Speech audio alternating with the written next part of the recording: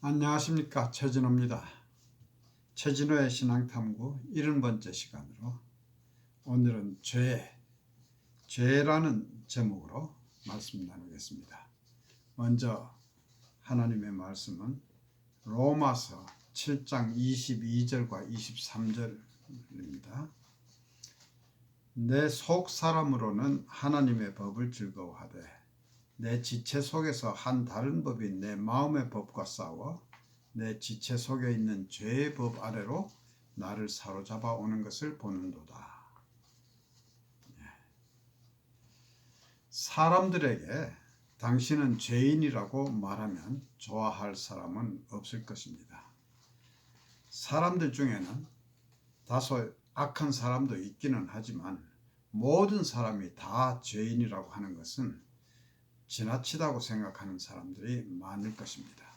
그러나 성경은 모든 사람이 다 죄인이라고 합니다. 사도 바울은 로마서 7장 15절에서부터 19절에서 다음과 같이 고백하고 있습니다.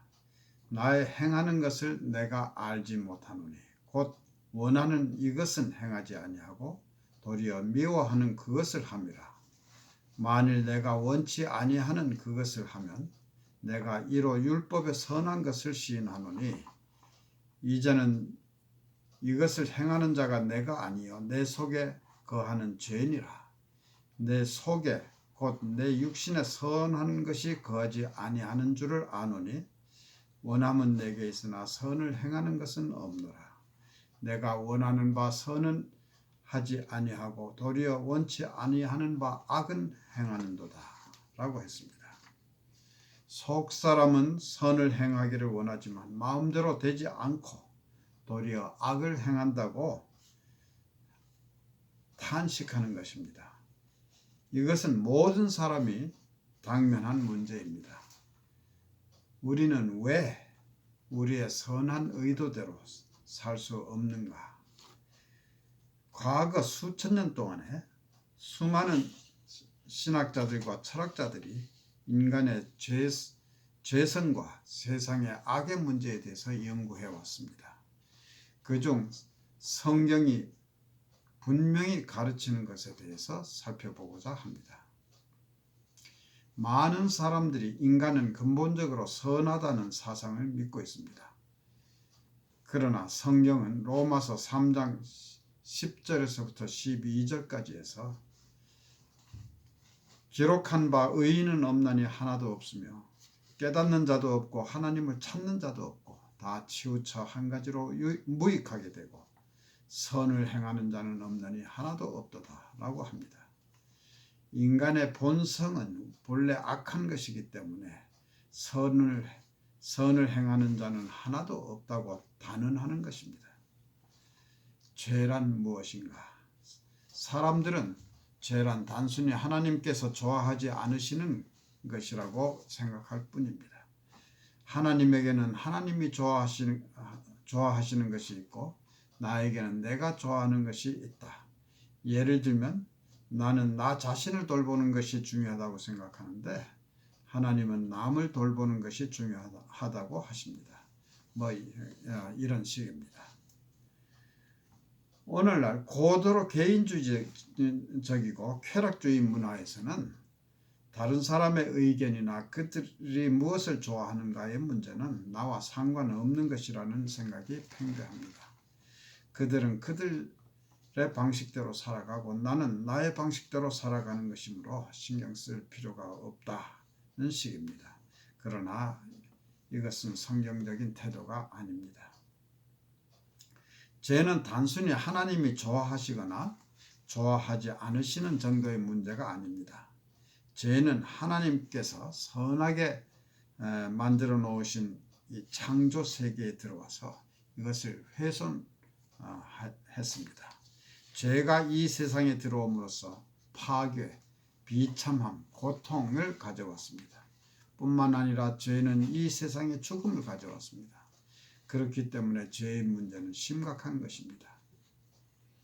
죄는 우리가 해서는 안 되는 행위를 하거나 해야만 되는 행위를 하지 않는 것으로 나타나지만 로마서 7장에서는 바울이 탄식하면서 고백한 바와 같이 때로는 우리 안에서 그리고 세상에서 우리의 의지와는 관계없이 우리를 속박하는 악한 힘으로 나타납니다.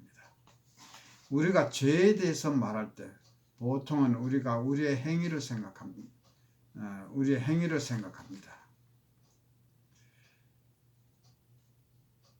하나님이 기뻐하지 않으시는 우리의 행위, 이것은 세상을 위한 하나님의 선하신 뜻에 거슬리는 우리의 행동과 태도를 포함합니다.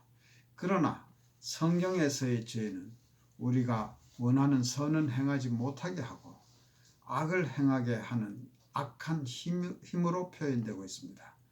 죄의 권세는 우리의 의지력보다 강해서 우리가 원하지 않는 것을 하도록 합니다. 그래서 바울은 22절과 23절에서 내 속 사람으로는 하나님의 법을 즐거워하되 내 지체 속에서 한 다른 법이 내 마음의 법과 싸워 내 지체 속에 있는 죄의 법 아래로 나를 사로잡아 오는 것을 보는도다 라고 표현하고 있습니다. 그러면 죄의 이러한 힘은 어디서부터 왔고 어떻게 우리를 속박하는가? 하나님이 우주를 창조하셨을 때 모든 것이 선하고 좋았습니다. 하나님은 모든 피조물 가운데 한 피조물, 즉 인간만을 특별하게 하나님 자신의 형상대로 만드시고 인격적인 관계를 맺기를 원하셨습니다. 하나님은 낙원을 거닐면서 아담과 하와와 더불어 말씀을 나누시곤 하셨습니다. 그런데 어느 날 이런 평화스러운 상황이 파괴되었습니다. 뱀, 즉 사탄이 나타나서 순진한 이들에게 주어진 모든 것을 파괴하였습니다. 창세기 3장에 의하면 아담과 하와는 하나님이 먹지 말라고 하신 실과를 먹었습니다. 이것을 인류의 원죄라고 합니다. 그런데 그 실과를 먹은 것이 왜 그토록 심각한 죄인가? 선악을 알게 하는 나무의 실과를 먹은 것은 단순한 실과에 관한 문제가 아닙니다. 그것은 선과 악을 아는 것에 관한 문제입니다. 문제는 하나님께 물어보지 않고 선과 악에 대해서 알게 되는 것입니다. 어떤 행위가 선한 것인지 악한 것인지를 알기 위해서는 그 행위의 동기와 결과 그리고 그것으로부터 파생되는 모든 가능한 경우에 대해서 알아야 합니다. 모든 것을 알아야 하는 것입니다. 즉 전지, 모든 것을 안다 하는 뜻의 전지해야 되는 것입니다. 아담과 하와가 그 나무의 실과를 먹었을 때 그들은 하나님처럼 되고 싶었습니다. 이것은 우선 피조물의 한계를 넘어서 창조주이신 하나님의 영역을 침범한 죄인 것입니다. 그런데 우리가 스스로 선과 악을 알면 왜 안 되는 것인가? 우리는 선을 가까이 하고 악을 멀리하기 위해서 선과 악을 분별할 수 있어야 하지 않겠는가? 그런데 우리가 선과 악을 분별하는 기준은 하나님의 말씀인 것입니다. 하나님의 말씀인 성경을 통해서 우리는 선과 악을 분별할 수 있습니다. 창세기 3장 5절에서 뱀은 그들에게 아담과 하와에게 그 실과를 먹으면 하나님처럼 될 것이라고 했습니다. 그러나 뱀은 사실 거짓말을 한 것입니다. 하나님처럼 되기 위해서는 모든 것을 아는 것, 즉 전지함만으로는 충분치 못합니다. 하나님은 전지하실 뿐만 아니라 전능하신 분입니다. 전능, 모든 것을 할 수 있는 그런 분이십니다. 그래서 보통 우리가 전지전능이라고 하죠. 모든 것을 아시고 모든 것을 다 하실 수 있는 그런 분입니다. 뿐만 아니라 하나님은 완전히 선하신 분입니다. 그런데 완전히 선하지도 않고 또 전능한 능력도 없으면서 모든 것을 안다, 즉 전지함은 즉 선과 악을 아는 것은 매우 위험하고 파괴적인 위협이 되는 것입니다. 만일 그것으로 남의 행위를 분별하는 데 적용된다면 이것이 바로 심판으로 이어지게 되고 결국은 잘못된 심판을 초래하게 되는 것입니다. 이는 결코 간단한 문제가 아닙니다. 그러한 포괄적인 아는 것은 오직 하나님께만 가능하며 정당한 것입니다. 하나님은 전지하실 뿐만 아니라 전능하시고 또 전적으로 완전히 선하신 분이시기 때문에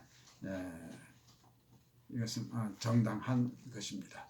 따라서 인간이 하나님에게 의존하지 않고 그러한 능력을 가지려고 하는 것은 창조 질서를 깨뜨리는 것이며 재앙을 불러온 것입니다. 여기에서 우리가 꼭 알아야 할 중요한 것들이 있습니다. 최초의 사람의 잘못으로 인해 죄가 세상에 들어왔는데 죄의 권세는 아담의 자손 대대로 속박력을 가지는 것입니다. 죄는 우리 모두를 벗어날 수 없는 힘으로 속박합니다. 죄의 힘 앞에서 우리는 무력합니다. 우리의 인간성은 부패하게 되었고 정죄당할 수밖에 없습니다. 그래서 바울 사도는 로마서 5장 12절에서 이러므로 한 사람으로 말미암아 죄가 세상에 들어오고 죄로 말미암아 사망이 왔나니 이와 같이 모든 사람이 죄를 지었으므로 사망이 모든 사람에게 이르렀느니라 라고 하였습니다. 그러나 기독교 신앙의 위대한 메시지는 우리의 죄에도 불구하고 하나님이 개입하셔서 믿는 자들의 죄를 치유해 주신 것입니다. 우리는 용서받고 깨끗함을 받습니다. 그러나 성경에는 용서받을 수 없는 죄에 대해서도 언급하고 있습니다. 마태복음 12장 31절과 32절에서 예수님은 그러므로 내가 너희에게 이르노니 사람의 모든 죄와 회방은 사하심을 얻되 성령을 회방하는 것은 사하심을 얻지 못하겠고 또 누구든지 말로 인자를 거역하면 사하심을 얻되 누구든지 말로 성령을 거역하면 이 세상과 오는 세상에서도 사함을 얻지 못하리라고 하셨습니다.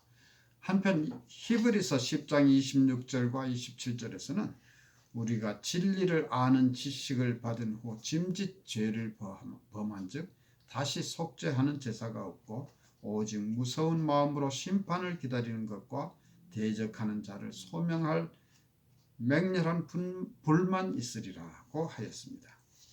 용서받지 못할 죄란 무엇인가? 우리는 이것을 어떻게 이해할 것인가? 마태복음에서의 문맥으로 볼 때 하나님의 하시는 일을 사탄의 일로 돌리는 행위에 대한 것이 분명합니다. 예수님이 귀신 들린 자를 고치셨을 때 바리새인들이 그것은 귀신의 왕 바알세불의 힘으로 한 것이라고 하였습니다. 그들은 예수님이 누구이신가에 대해서 자기들의 생각을 강팍하게 하기 위해서 이런 생각을 한 것입니다. 그들은 자기들이 예수님을 거부하는 것을 정당화하기 위해서 이런 말을 한 것입니다. 예수님은 누구든지 말로 인자를 즉 예수님을 거역하더라도 용서를 받을 수 있지만 누구든지 말로 성령을 거역하면 이 세상과 오는 세상에서도 사하심을 얻지 못할 것이라고 하셨습니다. 히브리서 10장에 있는 말씀도 같은 맥락의 말씀입니다.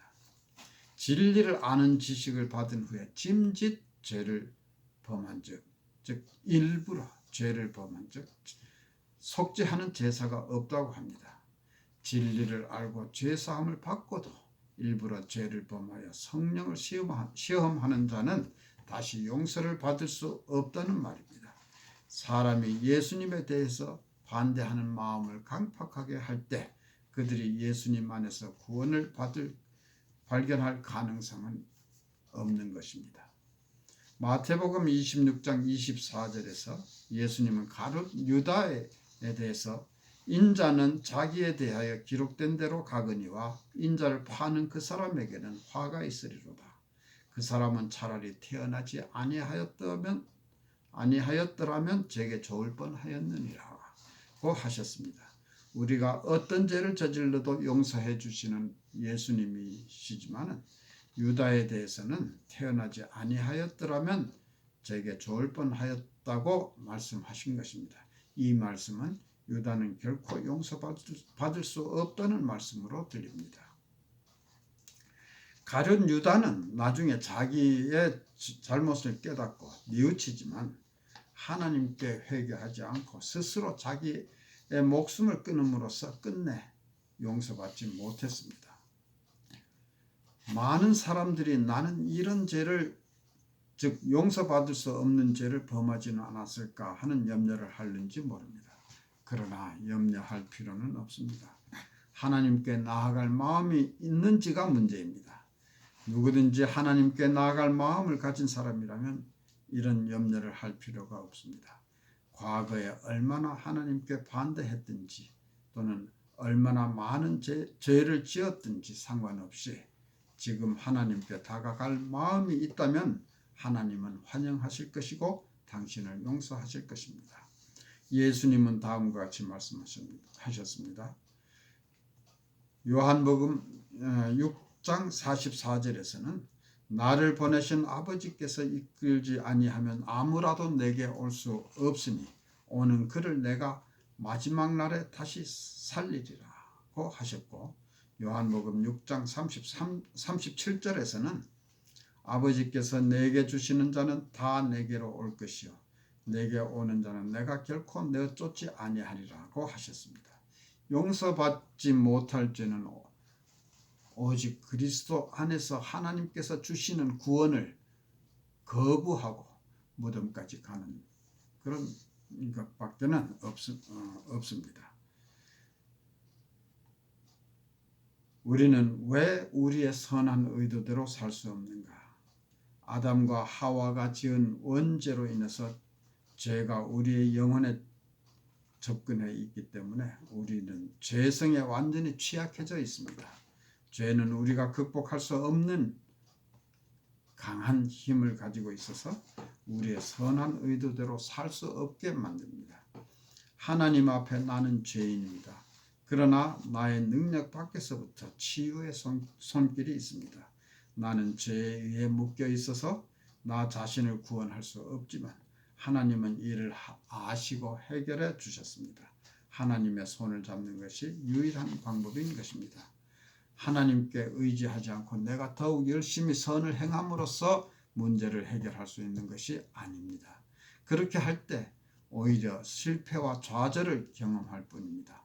그리스도 안에서 하나님의 역사하심만이 답인 것입니다. 하나님은 우리를 속박하고 있는 힘을 파괴하시고 우리를 구출하시기 위해서 행동하시는 분이십니다. 감사합니다.